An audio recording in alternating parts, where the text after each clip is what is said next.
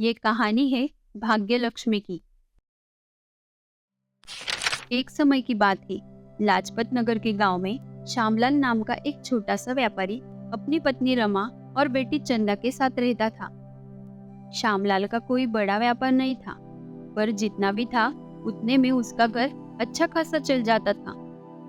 वो ज्यादातर शांत ही रहता था, पर उसका स्वभाव बड़ा ही अड़ियल और गुस्सैल था। श्यामलाल जरा पुराने विचारों का था। पहली लड़की के बाद उसकी पत्नी अब फिर से मां बनने वाली थी, इसलिए अब उसे एक बेटा चाहिए था। जी आपको कुछ चाहिए? रोटी दूं आपको? चंदा, अच्छे से खाओ बेटा। ये कैसा खा रही है तू? दाल में घी ले ले थोड़ा, अच्छा लगेगा। और पूरा खत्म कर दे। हाँ हाँ, घी खिला खिला के और मोटा कर दे इसको। और कितना खिलाएगी इसको तू? कुछ फायदा तो नहीं है इसको खिला के, है तो पराया धन ही। ये आप ऐसा क्यों बोल रहे हो? चंदा हमारी बेटी है। यही तो बात है, ये बेटी है। अगर बेटा होता तो मेरा सहारा बनता, वो मुझे सब देता जो मुझे चाहिए। पर तुम्हारे होते हुए ये मेरे नसीब में कहाँ है। पहली बार गर्भवती रही तो मुझे लगा एक बेटा देगी मुझे, पर तूने मुझे एक बेटी देख के मुझे उसी दिन से नाराज कर दिया। ये कैसी बात कर रहे हो आप? बेटा या बेटी होना ये मेरे हाथ में थोड़ी है ना। और आप चंदा के पिता है। अपनी बेटी को ऐसे कड़वे शब्द कौन बोलता है भला? हाँ, उसी वजह से बोल रहा हूँ। देखो, कान खोल के सुन लो, मुझे इस बार लड़का ही चाहिए। अगर लड़का नहीं हुआ तो तुझे और तेरे दोनों बच्चों को धक्के मारकर घर से निकाल दूंगा। और अगर उससे भी दिल ना भरा, गला घोट के मार डालूंगा तुम तीनों को। हे भगवान, आप शांत हो जाओ। ये सब तो भगवान की देन है। जो कुछ जैसा भी दे वो हमें ले लेना चाहिए। और जैसे मरण हमारे हाथ में नहीं है, वैसे ही किसका कैसे कहा कब किस अवतार में जन्म लेना वो भी हमारे हाथ में नहीं है। ज्यादा भाषण मत झाड़ो, मैंने जो बोला उस पर ध्यान दो।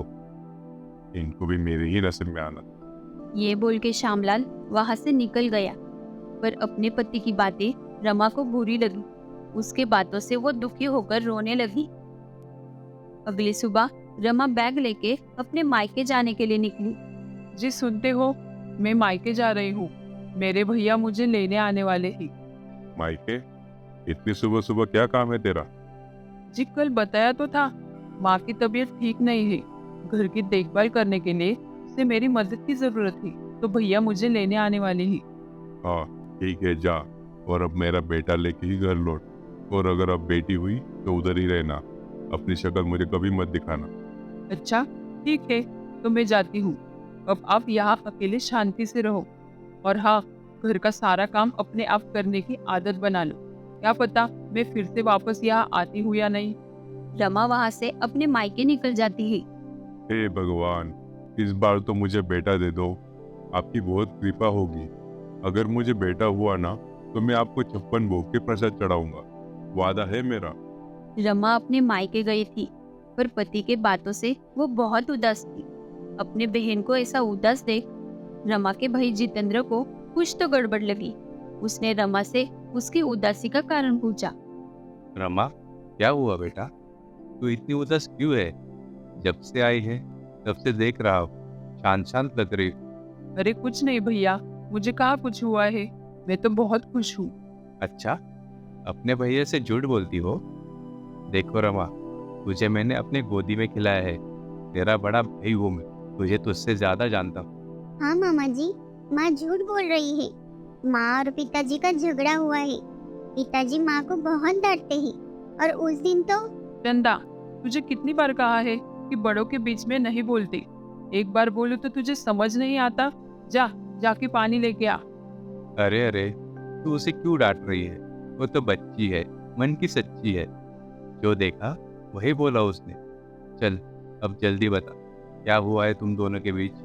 भैया, अब इस वक्त मैं आपको यही बोल सकती हूँ कि आप मेरे लिए भगवान से प्रार्थना करो कि मुझे बेटा ही दे, वरना अनर्थ हो जाएगा। अरे ऐसा क्यों बोल रही है? बेटा बेटी होना इंसान के हाथ में थोड़ी है। क्या बात है रमा, अच्छे से बता बेटा। रमा अपने भैया को सब कुछ बता देती है। रमा की बातें सुनकर जितेंद्र तो हैरान ही हो जाता है। वो सोचता है कि ऐसा कोई कैसे सोच सकता है। फिर कुछ दिनों बाद श्यामलाल के यहाँ एक साधु बाबा आए। कोई है? कुछ भिक्षा दे दो बेटा, तुम्हारा भला हो जाएगा। अरे कौन है? यहाँ मेरे खाने के 12 बजे पड़े, तुम्हें क्या दे दूं बाबा? कुछ भी दे दो बेटा, बचा कुचा जो कुछ हो, कुछ भी चलेगा। अरे बाबा, यहाँ मैं खुद ही भूखा हूँ, मेरी पत्नी घर नहीं है, मेरे लिए खाना बनाना मुश्किल हो गया है। अच्छा, तुम्हारी पत्नी तुम्हें छोड़कर चली गई है, ये तो बुरा हुआ बेटा। अरे ये क्या बोल रहे हो बिना सोचे समझे? मेरी बीवी गर्भवती है, इसलिए वो मायके गई है। अच्छा, तभी तो मुझे तुम्हारे घर में शुभ लक्षण दिखाई दे रहे हैं। क्या मतलब आपका? अरे भाई, तुम्हारे घर में लक्ष्मी जी आने वाली है, जिसके आने से तुम्हारा जीवन बदलने वाला है, तुम सुखी समाधानी होने वाले हो। बेटा, बस कुछ ही दिनों की बात है। क्या आप सच कह रहे हो? मेरे घर लक्ष्मी जी आने वाली है? मैं तो धन्य हो गया बाबा, धन्य हो गया।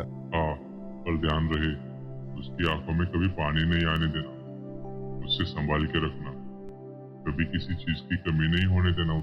उसे तुम अच्छे से रखोगे, तुम्हारे पास संपत्ति की कभी कोई कमी नहीं होगी, तुम हमेशा सुखी रहोगे। हाँ बाबा, ऐसा ही होगा। बाबा की बातें सुनकर श्यामलाल तो फूला नहीं समाया, वो बहुत खुश हुआ। उस दिन बाद उसके स्वभाव में बहुत सुधार आया और रमा ने भी एक लड़की को जन्म दिया। पहले वो डर गई थी कि उसका पति क्या करेगा, पर श्यामलाल तो खुश था। श्यामलाल को ऐसा देख रमा और बाकी सब हैरान थे और खुश भी थे। श्यामलाल ने अपने बेटी का नाम लक्ष्मी रखा था।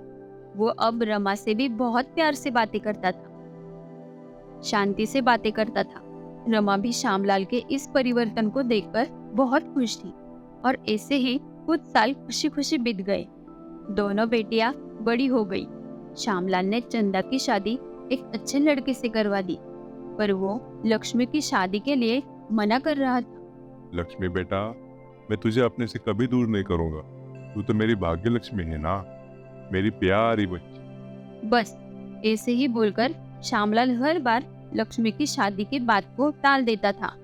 फिर एक दिन रमा गुस्से से श्यामलाल से बोली, ये सब क्या चल रहा है आपका? आपको क्या लगता है कि मुझे कुछ समझ नहीं आता? आप हर बार लक्ष्मी की शादी की बात को टाल देते हो। क्या आप नहीं चाहते उसकी शादी हो, उसका घर बसे? मैं ना उसके नाम पर कल ही प्रसाद चढ़ा देता हूँ। हाँ, ये सही रहेगा। मैं आपको क्या बोल रही हूँ और आप क्या बोल रहे हो? आपको कुछ समझ भी आ रहा है या नहीं? आप क्या बड़बड़ा रहे हो? मैं आपको लक्ष्मी की शादी की बात बोल रही हूँ। वो अब शादी के लायक हो गई है। कब तक हम उसे ऐसे घर में बिठाएंगे? अगर उसकी उम्र निकल गई तो कौन देगा उसको अपना बेटा? देखो, तुम चुप रहो, तुम्हें कुछ समझ नहीं आता। मैं लक्ष्मी की शादी किसी भी हालत में नहीं होने, वो मेरी भाग्य लक्ष्मी है, उसे मैं किसी और को नहीं दे सकता। और ये बात तुम अपने दिमाग में अच्छे से रख लो। ये आप क्या बोल रहे हो? भाग्य लक्ष्मी, इसका क्या मतलब हुआ? हाँ, वो मेरे खजाने की चाबी है और उससे तुम दूर ही रहो।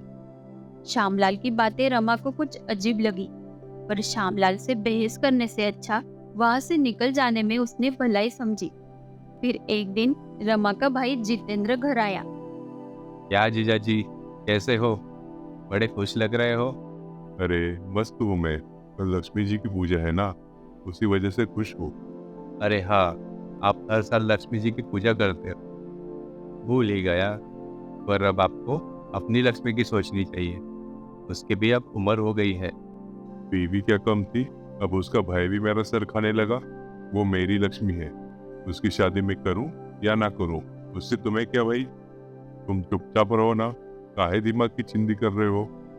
अरे क्या जीजा जी, साधु बाबा ने उसको संभालने के लिए कहा, पकड़ के रखने को नहीं कहा था। ये साधु बाबा की बात तुम्हें कैसे पता? क्योंकि साधु बाबा के भेष में दाढ़ी मूछ लगा के मैं ही वहां आया था। उस दिन तू बाबा का भेष लेके आया था? पाखंडी, तूने मुझे धोखा दिया। हाँ, आपकी वजह से ही मुझे ऐसा करना पड़ा। आपने मेरी बहन को धमकी दी कि बेटी हुई उसे मार डालूंगा, तो मुझे ऐसा करना पड़ा। जितेंद्र, तूने मेरे साथ ऐसा कपट करके अच्छा नहीं किया। जाओ, निकल जाओ यहाँ से, फिर कभी मुझे अपना एक कपटी मुंह मत दिखाना। क्या जीजा जी, आप भी ना कभी मत सुधरो। चलो निकलता हूँ। मैं तो बस अपनी बहन से मिलने आया था, पर कोई नहीं, फिर कभी मिलने आऊँ। चलता हूँ। सच्चाई बताकर जितेंद्र तो घर निकल जाता है, पर श्यामलाल सच्चाई जानकर लक्ष्मी और रमा पे बहुत गुस्सा होता है। उन दोनों को न जाने क्या क्या कड़वी बातें सुनाता है। पिता का ऐसा अवतार देख लक्ष्मी घबरा के रोने लगती है। पिताजी, आप ऐसा क्यों बोल रहे हो? आज तक आपने मुझसे कभी ऊंची आवाज में बात नहीं की और कभी मेरे आंख में एक आंसू भी नहीं आने दिया। तो फिर आज ऐसा क्या हुआ कि आप मुझसे इतनी कड़वी बातें बोल रहे हो? चुप हो जा, तू तो कपट का नतीजा है। अब मैं तेरी शादी करवा के तुझे इस घर से दफा कर दूंगा, तू देख ले। श्यामलाल ने लक्ष्मी की शादी करवा दी और उसे हमेशा के लिए घर से विदा कर दिया। और उसी दिन से श्यामलाल की हालत खराब होने लगी। उसे व्यापार में बहुत बड़ा घाटा हुआ। उसका जीवन जैसे दुख में चला गया। वो कंगाल हो गया। लेन देन वाले उसे परेशान करने लगे। ये मेरे पास यही एक सोने का गहना बचा है, ये आप बेच दो। इससे जो पैसे आएंगे उससे लोगों का ऋण चुका देना। नहीं नहीं रमा, ये तो तेरे पिताजी ने दिया था ना, इसे कैसे बेच दूं? जी बेच दो, बात का देखा जाएगा।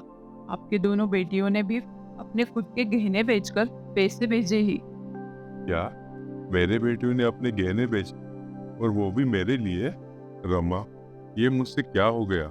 मैंने कभी उनको अपना नहीं माना, क्या कुछ नहीं बोला उनको? चंदा को तो मैंने कभी अपनी बेटी माना ही, और लक्ष्मी लक्ष्मी उसको तो मैंने अपने लालच की वजह से प्यार दिया।